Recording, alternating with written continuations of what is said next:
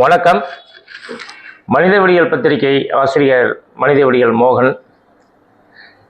இன்னைக்கு இந்த விவாதம் எதுக்குன்னா, கொஞ்சம் கடந்த காலத்தில் பார்த்தீங்கன்னா வரிசையாக பார்த்தீங்கன்னா சட்ட ஒழுங்கு பிரச்சனைகள் ரொம்ப மோசமாக போயிட்டுருக்கு. காரணம் மக்கள் பயங்கர பாதிப்பு, அதிகாரிகளுடைய அலட்சியத்தால் நடக்கிற பிரச்சனைகள், கொலை, கொள்ளை, போதை, இந்த மாதிரி பல பிரச்சனைகள் தொடர்ந்து போயிட்டே இருக்கு. இது நாங்கள் அன்றாடம் பார்த்துக்கிட்டு இருந்தாலும், இன்றைக்கி திருச்சி இடத்துல சமீப காலத்தில் பார்த்தீங்கன்னா ரொம்ப மோசமான ஒரு சூழ்நிலையில் இன்னைக்கு இருக்குது. காரணம் என்னென்னா, இந்த பஸ்ஸில் வரும்போது ஒரு 4 நாள் முன்னாடி கூட பார்க்கலாம், பஸ்ஸில் வரும்போது ஒரு கண்டக்டர் ஒரு சமூக ஆர்வலரை கேள்வி கேட்டதுக்கு அடித்து அசிங்கமாக பேசி சமூக வலைதளத்தில் பெரிய லெவலில் தொடர்ந்து அதுக்காக நடவடிக்கை எடுக்க சொல்லி எல்லா சமூக ஆர்வலர்களும் சமூக ஊடகங்கள் மூலியமாக நிறைய கோரிக்கை வச்சாங்க. அதுக்கு அவங்க நடவடிக்கை எடுத்து அந்த பதட்டம் முடியறதுக்கு முன்னாடியே இன்னைக்கு பத்திரிகையாளர்களை பெரிய லெவலில் தாக்கியிருக்காங்க, கொலை வெறி முயற்சி பண்ணியிருக்காங்க. அதுவும் யார் பண்ணதுன்னா, பொறுப்பாக மக்களை பாதுகாக்க வேண்டிய சட்டமன்ற உறுப்பினர் அவரே இதுக்கு தலைமை தாங்கி பண்ணியிருக்காரு. அப்படிங்கிறது மிகப்பெரிய அதிர்ச்சியும், தமிழ்நாட்டில் நம்ம இனிமேல் வாழலாமா வேணாமா, நமக்கு எதாவது பாதுகாப்பு இருக்குமாங்கிற ஒரு சூழ்நிலையில் இன்னைக்கு நம்ம அந்த சூழ்நிலையை நோக்கி நம்ம போயிட்டுருக்கோம். இது சம்பந்தமாக நம்ம நண்பர் வல்லூர் பத்திரிகை ஆசிரியர் மோகன்ராம் அவர்களும், நமது நண்பர் தர்மராஜ்யம் பத்திரிகை நிர்வாக ஆசிரியர் ராஜசேகர் அவர்களும் வந்திருக்காங்க. இது சம்பந்தமாக அவருடைய கருத்துக்கள் இங்கே இது பத்திரிகையாளர்களுடைய பாதுகாப்பு எந்த கேள்விக்குறியாக இருக்கு, என்ன பண்ணலாம் அப்படிங்கிறத ஒரு டிஸ்கஷன். வணக்கம் மோகன்ராம். வணக்கம். உங்களுடைய இப்போ நீங்கள் எல்லாம் செய்திகள் பார்த்துட்ருக்கீங்க, நிறைய சமூக சேவைகள் நிறைய பண்ணிகிட்ருக்கீங்க.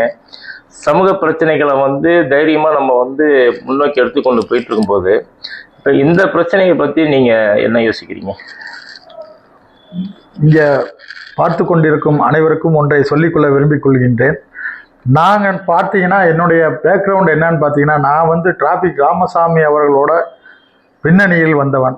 நாங்கள் பார்த்தீங்கன்னா, எந்த சமுதாயத்தில் யார் தவறு செய்தாலும், அண்ணன் தம்பியாக இருக்கட்டும், எந்த சொந்தமாக இருக்கட்டும், என் கூட நண்பர்களாக இருக்கட்டும், தவறு செய்தால் தவறு என்று தட்டி கேட்பதிலே என்றுமே தைரியமான எங்களை வளர்த்திருக்கிறார் டிராபிக் ராமசாமி அவர்கள். இந்த வரிசையில் பார்க்க போனால், இப்பொழுது நம்ம திருச்சியில் நடைபெறும் சம்பவங்கள் மனதிற்கு வருத்தமாகவும் மக்களிடையே பெரும் அச்சத்தை ஏற்படுத்தக்கூடியதாக நடைபெற்று கொண்டிருக்கிறது. சமீபத்தில் பார்த்தீங்கன்னா, 2 நாளைக்கு முன்னாடி பத்திரிகை துறையை சேர்ந்த ஒரு திருச்சியை சேர்ந்த ஒரு இருவர், ஒரு சமூக ஆர்வலர், ஒரு வழக்கறிஞர் போன்றவர்கள் கரூர் குவாரி சம்பவத்திலே படு மோசமாக தாக்கப்பட்டு போலீசாரால் மீட்கப்பட்டு இன்று வரை ஆஸ்பத்திரியில் ட்ரீட்மெண்ட் எடுத்து கொண்டிருக்கிறார்கள்.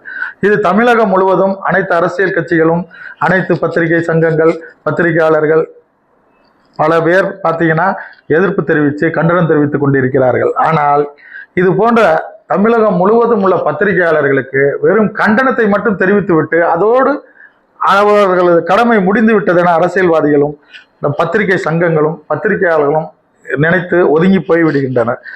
இந்த பத்திரிகையாளர்களுக்கு தமிழகம் முழுவதும் ஜனநாயகத்தின் 4ஆம் தூணாக போராடி கொண்டிருக்கும் எங்களை போன்ற பத்திரிகையாளர்கள் எதிர்காலத்திலே எந்த விதமான தாக்குதலுக்கும் உள்ளாகாமல் எங்களுக்கு அரசு பாதுகாப்பு வழங்க வேண்டும், பொய் வழக்கு போடுவதை தவிர்க்க வேண்டும், மற்றும் எங்களது குடும்பங்களுக்கும் பாதுகாப்பை வழங்கி இது போன்ற சம்பவங்கள் இனிமேலும் நடைபெறாமல் இருக்க இந்த அரசாங்கம் எங்களுக்கு உதவி செய்ய வேண்டும். மேலும் கலைஞர் அவர்கள் வழியிலே நல்லாட்சியை நடத்தி வரும் ஸ்டாலின் அவர்கள் ஒரு பத்திரிகையாளரின் மகனாக இருந்து இந்த சம்பவத்தை பார்த்து இந்த பத்திரிகையாளர்களுக்கு நியாயம் கிடைக்க வேண்டும், அவர்கள் சம்பந்தப்பட்டவர்கள் மீது கடுமையான நடவடிக்கை எடுக்க வேண்டும். எந்த அரசியல் கட்சியாக இருந்தாலும் சரி, நாங்கள் யாருக்கும் சப்போர்ட் பண்ணியோ அல்லது எதிர்த்தோ பேசுபவர்கள் கிடையாது. நாங்கள் அனைவரும் பத்திரிகையாளர்கள், எங்கு தவறு நடந்தாலும் தட்டி கேட்பவர்கள். அதனால் இது சம்பந்தமாக பல்வேறு செய்திகள் உலா வருகின்றன. ஆதரவாக போடுகிறார்கள், எதிராக போடுகிறார்கள். எப்படி இருந்தாலும் எங்களுக்கு தேவை தாக்கப்பட்டது பத்திரிகை சமுதாயம். பத்திரிகை சமுதாயம் தாக்கப்பட்ட பொழுது குரல் கொடுப்பதற்கு நாங்கள் என்றுமே தயங்குவதில்லை. அதில் உள்ள உண்மையை வழக்கு அது பார்த்து கொள்ளும். இந்த சம்பவங்கள் இனிமேல் நடைபெறாமல் இருக்கிறதுக்கு இந்த நமது தமிழகம் முழுவதும் உள்ள பத்திரிகை சொந்தங்கள் ஒன்றிணைய வேண்டும்.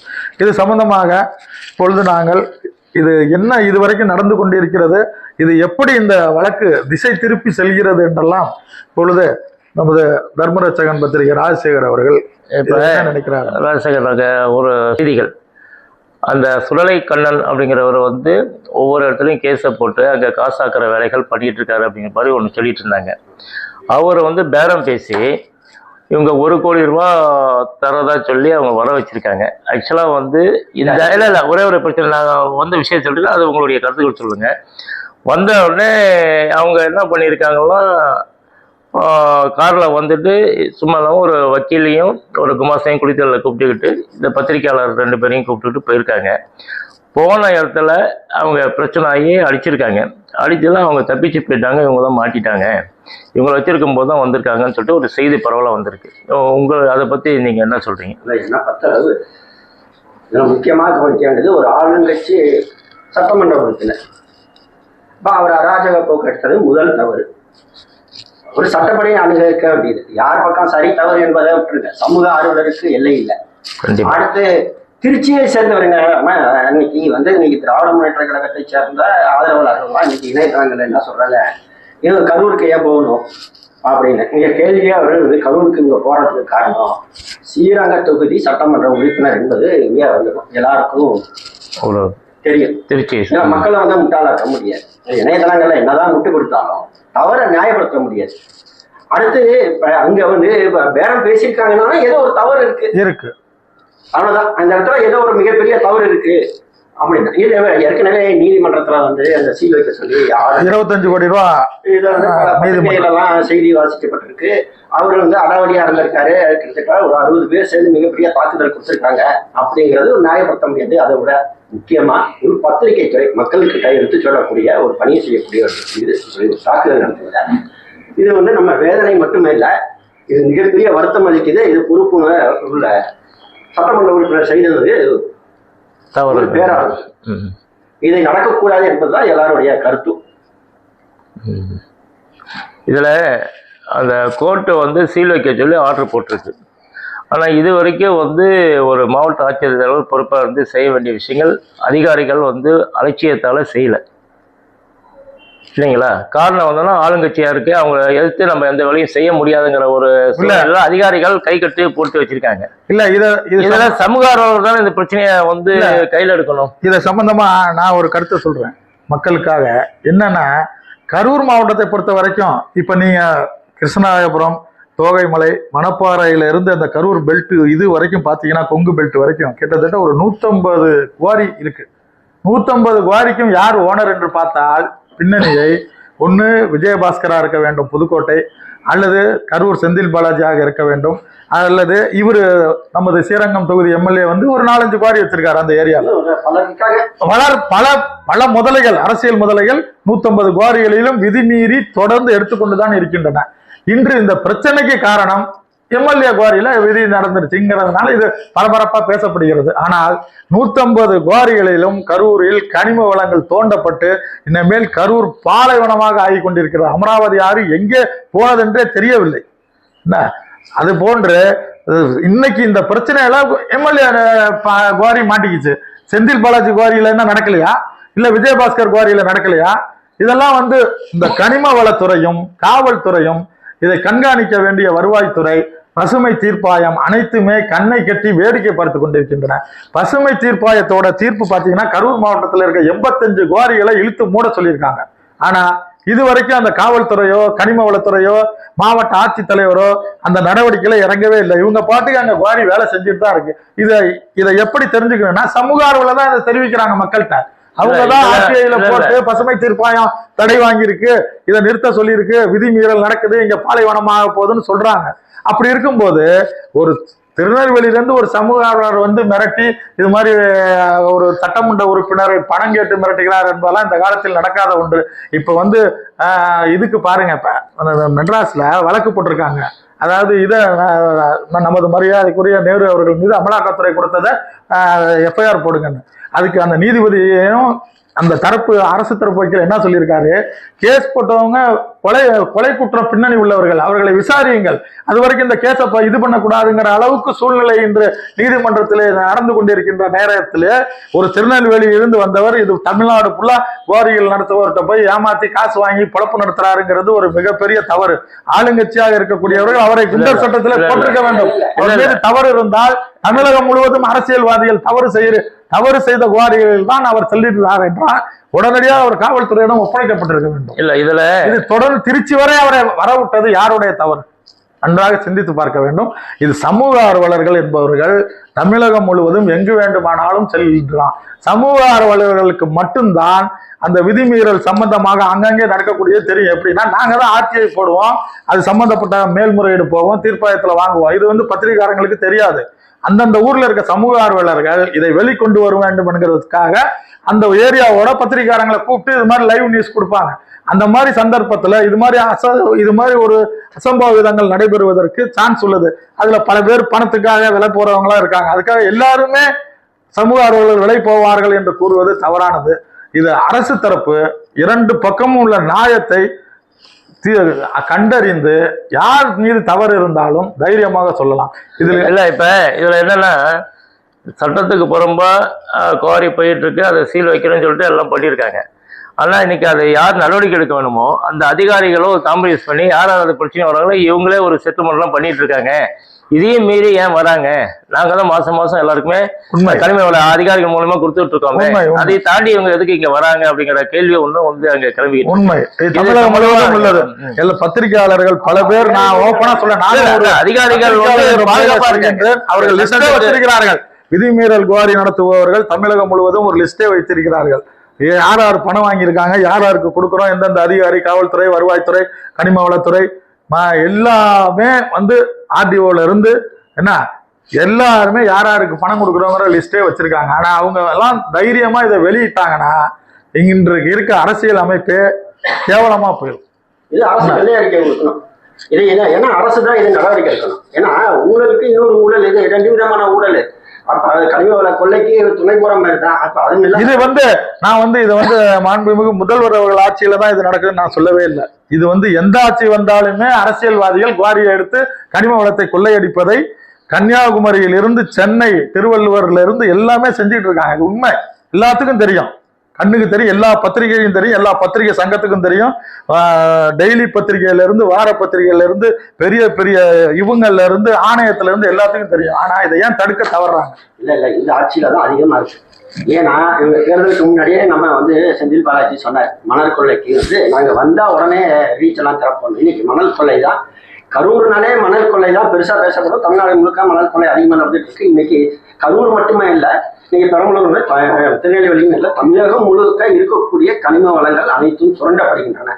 அது வந்து எங்கேயுமே பாரபட்சம் இல்லாம சொல்ல வேண்டியது. இது வந்து மக்கள் விழிப்புணர்வு இருக்கணும். சமூக ஆர்வலர்களுக்கு வந்து சாதகமா இதுக்கு ஒரு மக்களுடைய எதிர்காலத்துக்கு நம்ம இந்த பூமியை விட்டு கொடுக்க முடியும். இதுக்கு உதாரணமா புதுக்கோட்டையில நடந்த ஜகுபர் அலி கொலையிலேயே வந்து பாத்தீங்கன்னா அன்னைக்கே அரசாங்கம் விழித்திருக்க வேண்டும். தானாக வழக்கை பதிவு செய்யும் நீதிமன்றங்கள் என்ன செய்கின்றன?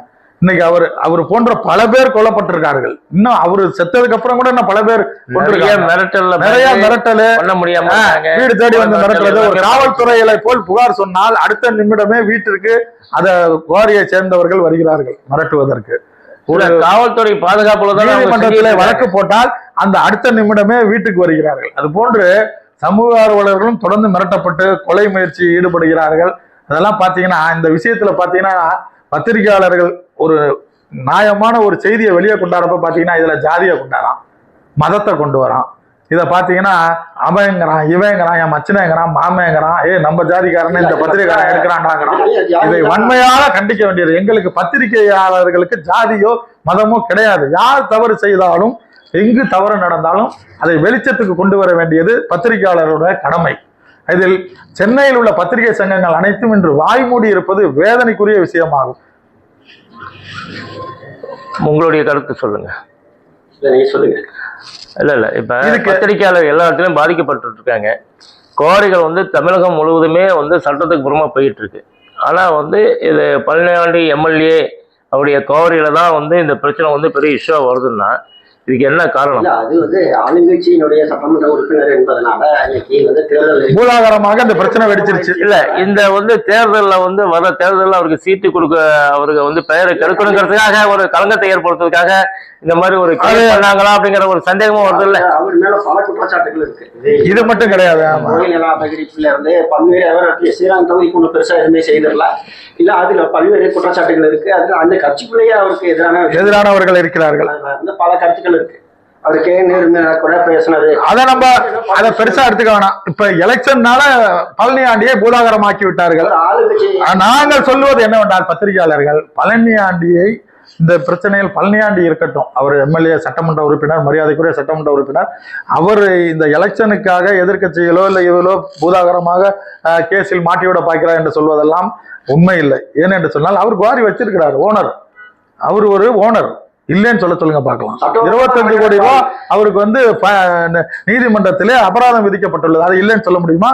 என்ன அதெல்லாம் வந்து அவரோட தொழில். இல்ல சட்ட நீதிமன்றத்துல அபராதம் வச்சிருக்காங்க, இன்னும் கேஸ் நிறைய போட்டிருக்காங்க. கேஸ் நடக்கும்போது வந்து இங்க வர்றதுக்கு என்ன வேலைகள்? இப்ப ஒரு சமூக ஆர்வலராக இருந்தாலும் அவர் வந்து வழக்கு வந்து வழக்கு போட்டிருக்காரு. வழக்கு நடத்தும் போது அவருக்கு இப்ப என்ன இங்க வந்து திடீர் வேலை இல்ல அதுதான் வரத்துக்கு அவருங்க வந்து வழக்கு போட்ட பிறகு அந்த இதுக்கு வந்து தொடர்ந்து அந்த கொள்ளை நடக்குது, அதை வந்து நிரூபிக்கிறதுக்காக நடந்த விஷயம்.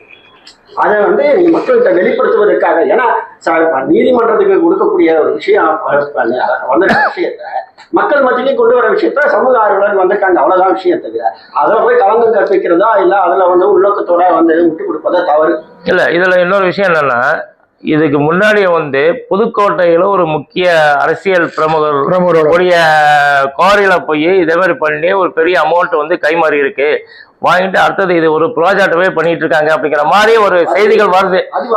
நீங்க சட்டப்படி நடவடிக்கை எடுங்க, நாங்க அது தலையில்ல. வதந்தியா இருக்கலாம். இல்ல அது போன்றவர்கள் இப்ப நீதிமன்றம் அது மாதிரி ஆட்களை அனுமதிப்பதில்லை. அவர்கள் வழக்கு போடுகிறார் என்று சொன்னாலே இவர்களுடைய பேக்ரவுண்ட், உதாரணத்திற்கு எங்கள் ஸ்ரீரங்கம் கோயில் பிரச்சனையில் போடும்போது உண்மையிலேயே ஒரு சன்னியாசியாக வாழ்ந்து கொண்டிருக்கின்ற ரங்கராஜ நரசிம்மனையே வந்து இவருடைய பேக்ரவுண்ட் என்ன, இவர் எதுக்காக கோயில்ல என்ன வந்து தலையிறாருங்கிற ஆராய்ச்சி பண்ணி ரிப்போர்ட் கொடுங்கன்னு சொன்ன நீதிமன்றம் சாதாரணமா மிரட்டி பணம் வாங்குறவங்கள ஏன் விடுது? போடாதீங்கிறேன். பொதுநல வழக்கோ இல்ல ஒரு கேஸோ அந்த கோரியை பத்தி அவன் தப்பா போடுறான்னா அங்கேயே இது பண்ணுங்க. உங்க பப்ளிக் ப்ராசிக்யூட்டர் ஆளுங்கட்சியோட இருக்காங்க, ஆளுங்கட்சியோட வக்கீல் இருக்காங்க, நீங்க வந்து அவர் இது மாதிரி பணம் வாங்கியிருக்கான்னு தைரியமா சொல்லுங்க. இல்ல வதந்திகளுக்கெல்லாம் இடம் கொடுக்க கூடாது. நடந்த தவறு மொத்தத்துல இல்ல இது போன்ற தவறுகளுக்கு ஆளுங்கட்சி நடத்தாலே அவன் மேல பழி வாங்கலாம். இல்ல இப்ப வழக்கு போடல. இல்ல இப்ப பத்திரிகையாளர்கள் தாக்கப்பட்டிருக்காங்க.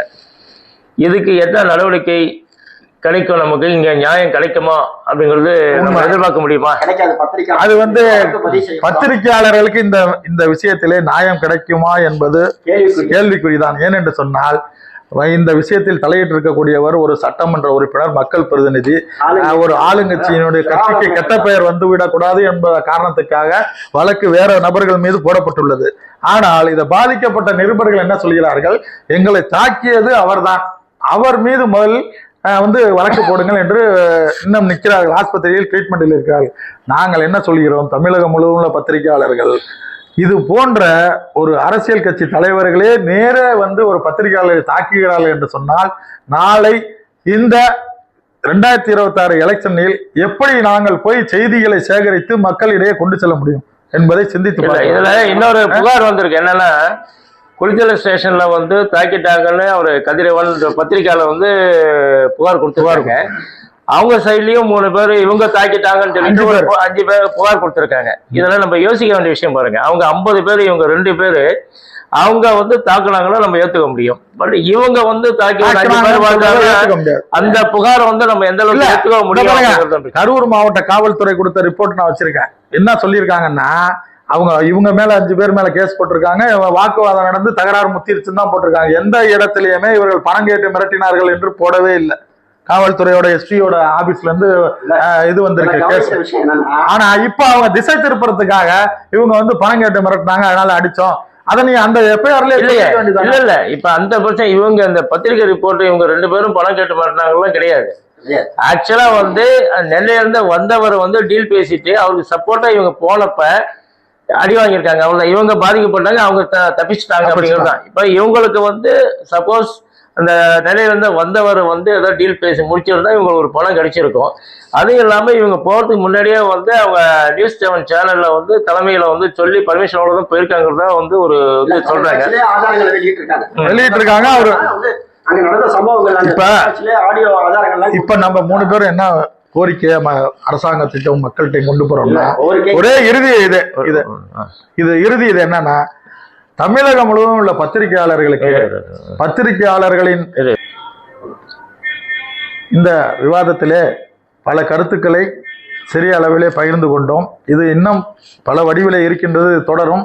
மேலும் இப்ப நான் எங்க பத்திரிகையாளர்கள் சார்பாக நாங்கள் என்ன கோரிக்கை வைக்கின்றோம் என்று சொன்னால், இந்த பத்திரிகையாளர் தாக்கப்பட்ட விவகாரத்திலே அனைத்து கட்சிகளும் அனைத்து ஜாதி அமைப்புகளும் கண்டனம் தெரிவித்துக் கொண்டிருக்கின்றன.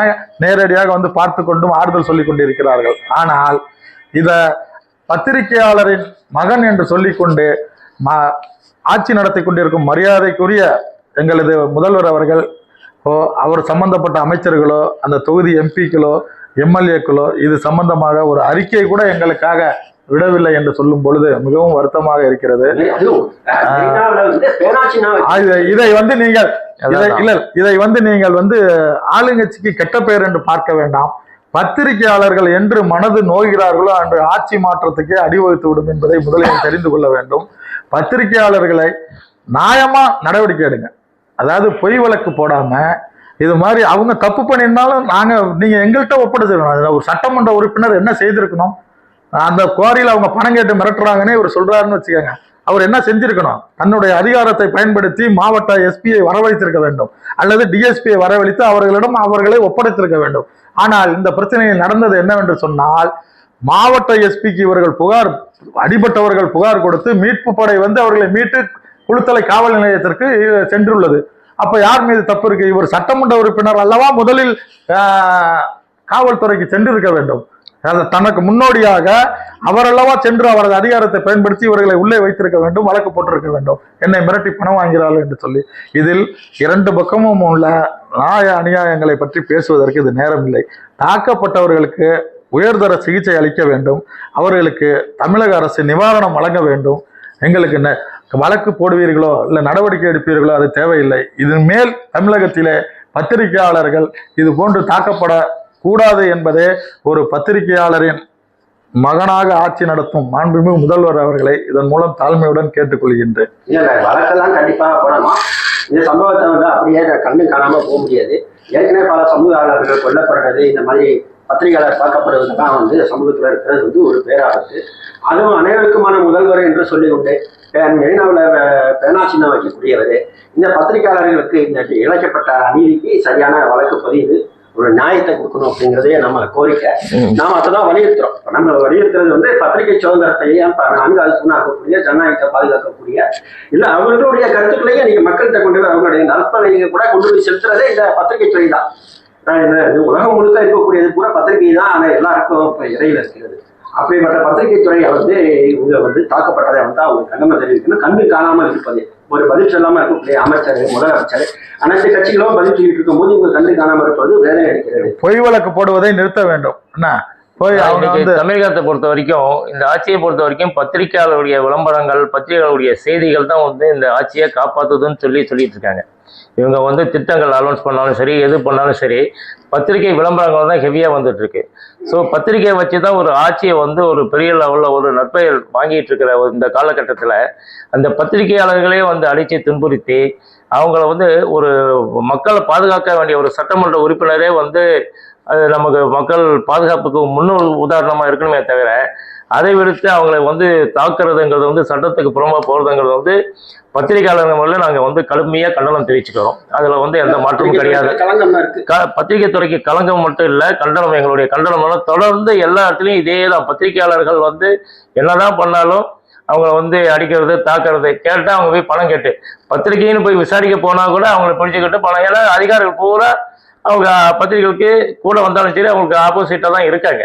பத்திரிகையாளர் போய் எந்த உண்மையிலேயே போய் ஒரு செய்திகள் சேகரிச்சா கூட அவங்க என்ன பண்ணுறானுங்க, பத்திரிகையாளர் பணம் கேட்டு மிரட்டுறான் அப்படின்ன உடனே அதை தான் அக்செப்ட் பண்ணுறாங்களே தவிர நம்ம போன நியாயத்தையும் நம்ம வழியையும் வந்து அவங்க விசாரிக்கிறதே கிடையாது. இந்த நிலையை மாற்றணும்.